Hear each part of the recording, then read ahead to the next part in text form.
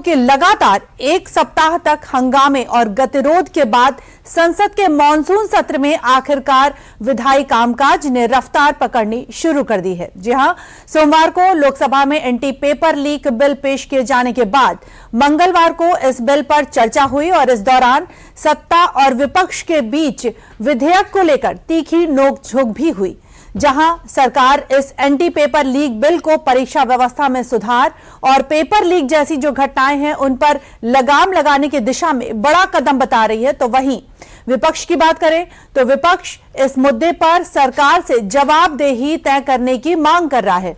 ऐसे में आज सुबह यानी कि बुधवार को फिर से जब इसी बिल को लेकर लोकसभा में चर्चा होगी तो एक बार फिर सरकार और विपक्ष के बीच जो तीखी बहस है वो देखने को मिल सकती है। बता दें कि एंटी पेपर लीक बिल जो है वो आज लोकसभा में पेश किया जाएगा और आज लोकसभा में दोपहर 12 बजे से फिर शुरू होगी इस पर चर्चा। पेपर लीक से जुड़े बिल पर सरकार आज लोकसभा में जवाब देगी और यह भी बता दें कि कल यानी कि मंगलवार की बात करें तो मंगलवार को रात 9 बजे तक यानी 9 घंटे रात 11 बजे तक 9 घंटे बिल पर चर्चा हुई थी, लेकिन अभी भी जो कई सांसद हैं उनका बोलना बाकी है। इसलिए बिल पर आज लोकसभा में फिर से चर्चा होगी और चर्चा के बाद हो सकती है वोटिंग। अगर बिल लोकसभा से पास हो जाता है तो इसे राज्यसभा में पेश किया जाएगा।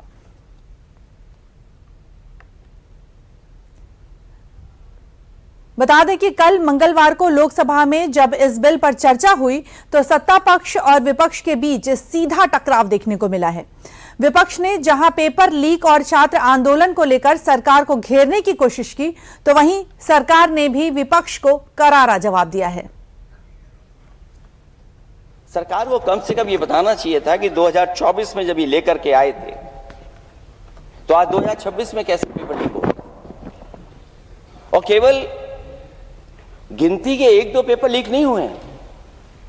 ये ऐसा आंदोलन रहा जिसमें मां बाप और नई पीढ़ी के लोग सब जुड़ गए। अगर हम ये माने कि 20 लाख बच्चों ने परीक्षा लिखी थी और उनके घर परिवार के सदस्यों को हम इसमें जोड़ दें, दादा दादी मां बाप और परिवार का कोई सदस्य, तो 5 लोग प्रभावित थे। ये करोड़ों जनता हमसे सिर्फ एक चीज मांगती है, जवाबदेही। इंग्लिश में इसे अकाउंटेबिलिटी कहते हैं।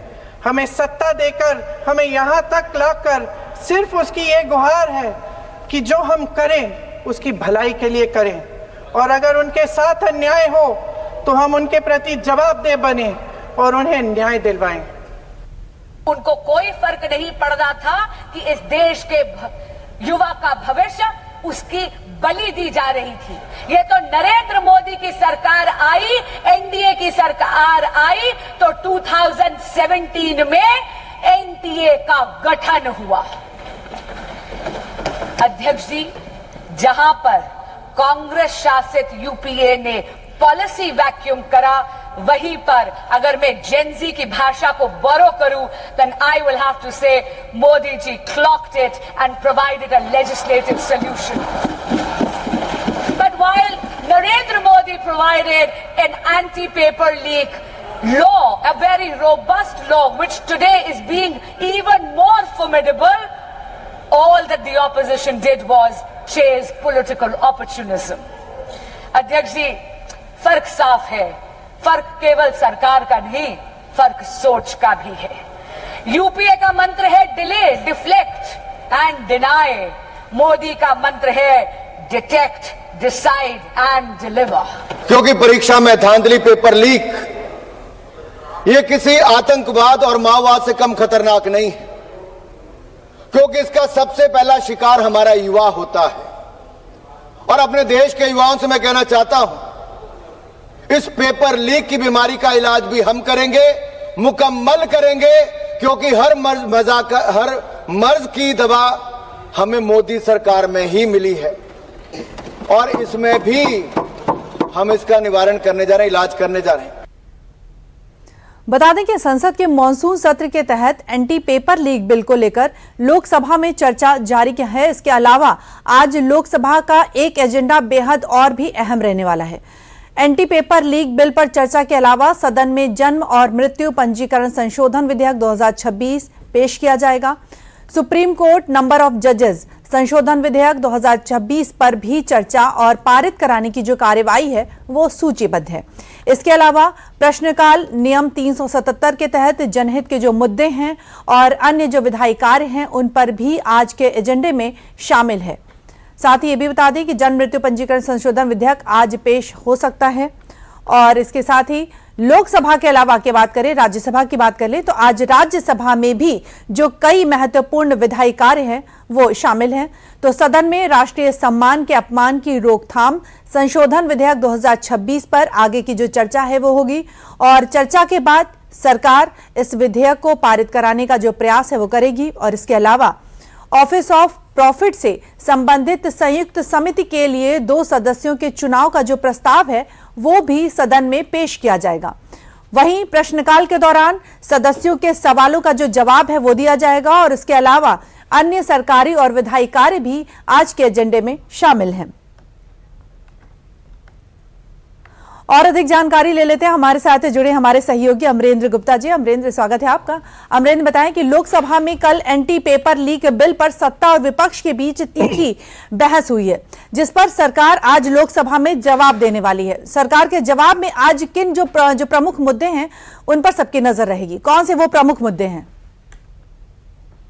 निधि, देखिए, जिस तरह से मॉनसून सत्र में मंगलवार का दिन था खासा अहम माना जा सकता है, क्योंकि पूरा एक हफ्ता हंगामे के ऊपर चला गया और हंगामा सिर्फ इस बात का था कि पेपर लीक और शिक्षा से जुड़े हुए सवालों पर संसद में चर्चा हो। और मंगलवार को इसकी जब झलक देखने को मिली और जब चर्चा 2 बजे प्रारंभ हुई तो लगातार सत्ता पक्ष और विपक्ष के बीच में जो है मुद्दों पर बातचीत हुई। और आपने देखा कि 2 बजे जब चर्चा प्रारंभ हुई तो केंद्रीय मंत्री डॉक्टर जितेंद्र सिंह ने साफ तौर पर बताया कि जिस तरह से मोदी सरकार का मकसद है कि वो जो है शिक्षा के सुधारों से जुड़े हुए बिल पर स्पष्टीकरण देकर एक नया बिल लेके आए। तो जो ये बिल है वो एक बहुत इंपॉर्टेंट बिल है और इस बिल में वो सारे प्रावधान किए गए हैं जिसमें गिरोहबद्ध तरीके से जो नकल माफिया है, जो पेपर लीक माफिया है, उन पर लगाम लगाई जाए, फास्ट ट्रैक पर सुनवाई हो और लगातार जो कठोर से कठोर दंडात्मक कार्रवाई हो वो की जाए, जिससे कि कभी जीवन में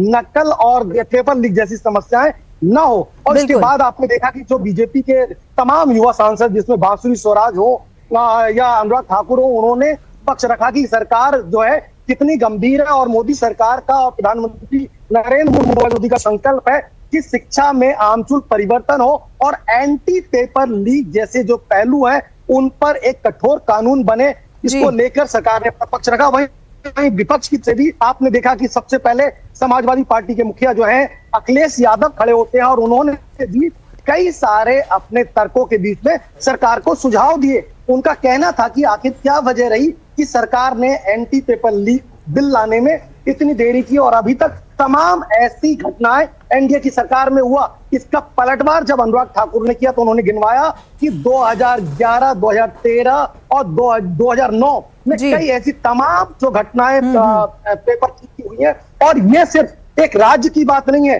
ये पूरे देश की बात है। पूरे देश में ऐसी तमाम घटनाएं गिरोहबंद तरीके से हो रही है। और पंजाब में अब जब आप देख रहे थे, श्रोमणी अकाली दल की जो सांसद है हरसिमरत कौर बादल ने ये बताया कि पिछले 5 सालों में अगर भगवंत मान सरकार में देखें तो ऐसी तमाम घटनाएं हुई हैं। तो इस पर सत्ता पक्ष और विपक्ष के बीच में कई तकरार देखने को मिली। और एक तकरार सबसे बड़ी इंपॉर्टेंट तब हो गई जब आपने देखा कि प्रियंका गांधी जो है कांग्रेस की सांसद, वो अपना पक्ष रख रही थी और उन्होंने जो नए शिक्षा मंत्री हैं प्रहलाद पटेल, उन पर एक अखबार का हवाला देते हुए टिप्पणी की। और उसके बाद बीजेपी और जो विपक्षी दल है उनके बीच में हंगामा देखने को मिला, जिसके बाद लोकसभा अध्यक्ष ओम बिरला ने लोकसभा के नियम 353 का हवाला देते हुए कहा कि बिना किसी सबूत के किसी भी व्यक्ति पर आप टिप्पणी नहीं कर सकते। इसके लिए पहले से आपको एक नोटिस देना होगा लोकसभा कार्यालय को। और यह हंगामा लगातार बढ़ा। उसके बाद हाउस के बाहर भी प्रियंका गांधी ने इस बात को रखा कि मैंने जो है सबूतों के आधार पर कहा,